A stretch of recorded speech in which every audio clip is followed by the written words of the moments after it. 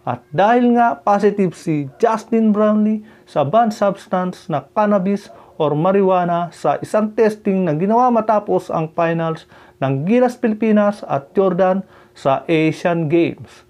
Pero ito ang positive news, hindi performance enhancing drug ang cannabis. Hindi ito steroids na lalaki ang muscle mo gaya ni Papay at kaya mong bumuhat ng kotse. At dahil prescribed ng doktor sa Amerika ang paggamit ni Brownlee nito matapos siyang operahan sa paa last August, baka bumaba ang suspension niya to 1 month. Sa NBA, wala na ang cannabis sa banned substance. At eto pa, kung October 7 siya na-test at 1 month lang ang suspension, baka pwede pang makalaro si Brownlee sa PBA, Commissioner's Cup, na magsisimula sa November 5. Nung una, ang umugong ay baka umabot ng 2 years ang suspension ni Brownlee.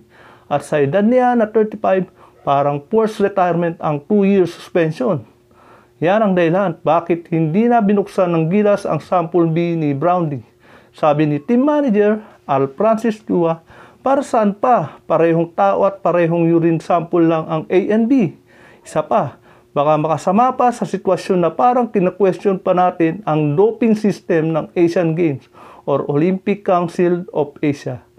Kaya kung prescribed naman talaga yan kay Brownlee at ginamit niya ito bilang pain reliever or pangontra sa stress or anxiety, tanggapin na lang ang resulta. Kumbaga sa kaso, if you plead guilty, baka mas mababa ang sentensya.